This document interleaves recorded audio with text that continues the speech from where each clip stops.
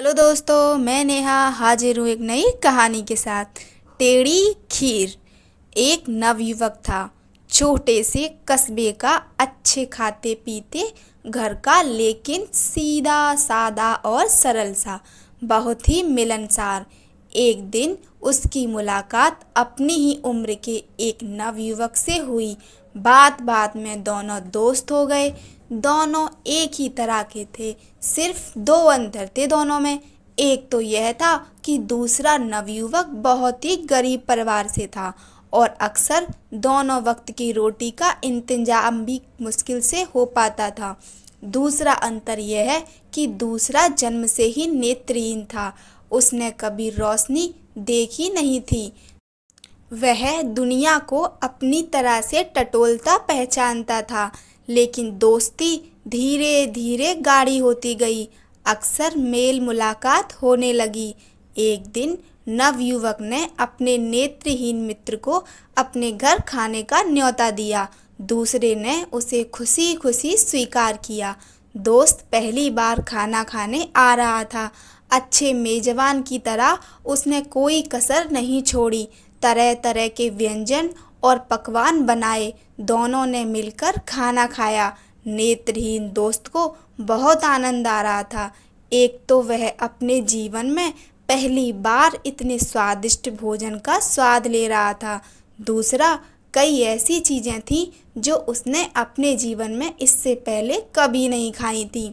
इसमें खीर भी शामिल थी।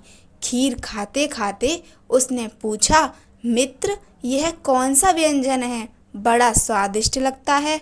मित्र खुश हुआ। उसने उत्साह से बताया कि यह खीर है। सवाल हुआ, तो यह खीर कैसी दिखती है? बिल्कुल दूध की तरह ही सफ़ेद। जिसने कभी रोशनी ना देखी हो वह सफ़ेद क्या जाने और काला क्या जाने। सो उसने पूछा, सफ़ेद?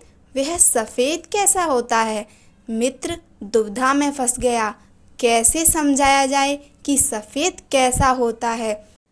उसने तरह तरह से समझाने का प्रयास किया, लेकिन बात बनी नहीं। आखिर उसने कहा, मित्र, सफ़ेद बिल्कुल वैसा ही होता है जैसा कि बगुला।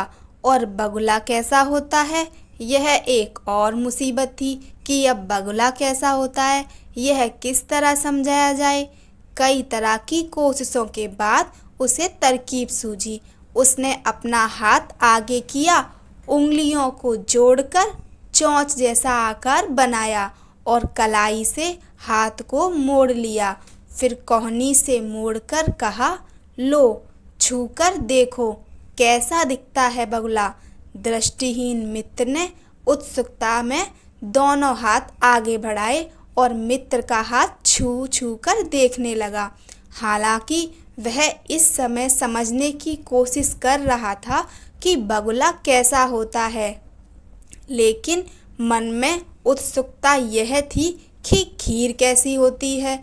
जब हाथ अच्छी तरह टटोल लिया तो बोला, अरे बाबा, ये खीर तो बड़ी टेढ़ी चीज होती है। वह फिर खीर का आनंद लेने लगा, लेकिन तब तक खीर टेढ़ी हो चुकी थी।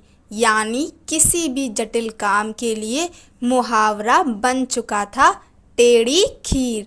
कहानी अच्छी लगी हो तो लाइक कीजिए, चैनल को सब्सक्राइब कीजिए। धन्यवाद। जय श्री राम।